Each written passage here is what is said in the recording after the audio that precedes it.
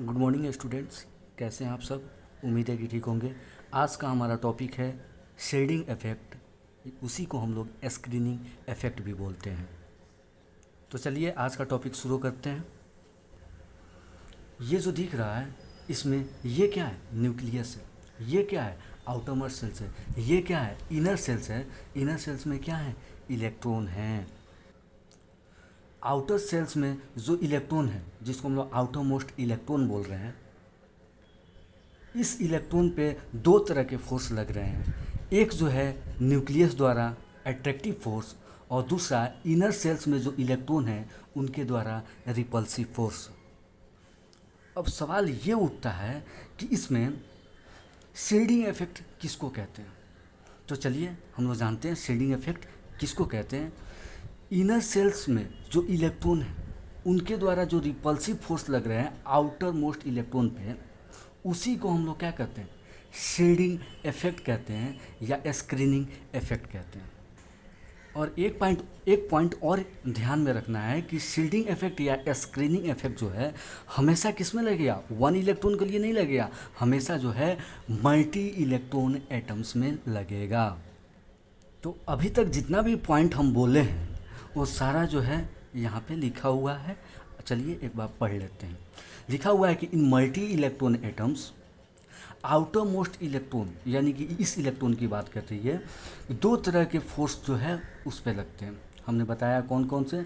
Nucleus द्वारा attractive force और inner most shells में जो इलेक्ट्रॉन है उनके द्वारा रिपल्सिव फोर्स। अब शील्डिंग इफेक्ट किसको कहेंगे? Repulsive force by inner shells electron, यानी इनर सेल्स में जो इलेक्ट्रॉन है उनके द्वारा जो आउटर मोस्ट सेल्स पे रिपल्सिव फोर्स लग रहे हैं उसी को हम लोग क्या कहते हैं? शील्डिंग इफेक्ट कहते हैं। और शील्डिंग इफेक्ट को ही स्क्रीनिंग इफेक्ट कहते हैं। अब शील्डिंग इफेक्ट को हम लोग सिग्मा से रिप्रेजेंट करते हैं। तो बच्चों, अगर आपसे कोई सवाल पूछे कि शील्डिंग इफेक्ट है क्या, तो अब तो कोई दिक्कत नहीं होगी, आप लोग आसानी से बता पाइएगा। क्या बताइएगा? कि इनर सेल्स में जो इलेक्ट्रॉन है उनके द्वारा आउटर मोस्ट इलेक्ट्रॉन पे जो रिपल्सिव फोर्स लग रहे हैं, हम लोग जानते हैं कि लाइक चार्जेस एक दूसरे को क्या करते हैं? रिपेल करते हैं। तो इनर सेल्स में जो इलेक्ट्रॉन है वो आउटर मोस्ट सेल्स के इलेक्ट्रॉन्स को क्या करेगा? वो बाहर की तरह रिपल्सिव फोर्स लगाएगा। उसी को हम लोग क्या कहते हैं? शील्डिंग इफेक्ट कहते हैं या स्क्रीनिंग इफेक्ट कहते हैं।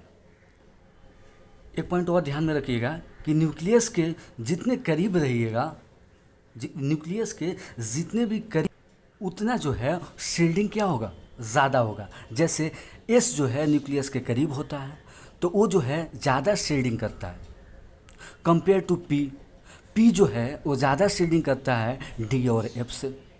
डी और एफ में पुअर शील्डिंग होता है। इस पॉइंट को ध्यान में रखिएगा।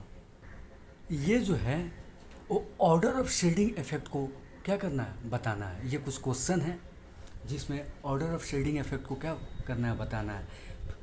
पहला क्वेश्चन में क्या है? एस है, पी है, डी और एफ है। इसमें बताना है कि सबसे ज़्यादा शील्डिंग इफेक्ट किसका होगा, उससे कम किसका होगा, उससे कम किसका होगा, ये सबसे कम किसका होगा। तो और दूसरा क्वेश्चन में 3s है, 3p है, 4p है और 4d है। इसमें क्या करना है? शील्डिंग इफेक्ट का ऑर्डर बताना है। ये चार क्वेश्चन है, इसको पॉज कीजिए और सॉल्व कीजिए। सॉल्व करके कमेंट में आंसर बताइएगा। अब आइए उसका आंसर देख लेते हैं चार क्वेश्चन का कि ऑर्डर ऑफ शील्डिंग इफेक्ट क्या क्या होगा। पहला में क्या था? एस, पी, डी और एफ था। तो एस जो है वो न्यूक्लियस के करीब है, जिसका शील्डिंग जो है वो सबसे ज़्यादा होगा। उससे कम जो है पी का होगा। और डी और एफ का क्या होगा? सबसे कम होगा। यानी एफ का इसमें क्या होगा? सबसे कम होगा। दूसरा क्वेश्चन में 3s था, 3p था, 4p था और 4d था। 3s का शील्डिंग जो है 3p से ज़्यादा होगा, 3p का 4p से और 4p का 4d से शील्डिंग ज़्यादा होगा। अब तीसरा क्वेश्चन में 2s और 2p था, तो 2s का शील्डिंग जो है वो 2p से ज़्यादा है। क्यों? क्योंकि 2s जो है 2p से क्या है? नज़दीक है न्यूक्लियस के। तो न्यूक्लियस के जितना नज़दीक होगा वो शील्डिंग ज़्यादा करेगा। अब चौथा क्वेश्चन क्या है? 3s, 4s और 5s।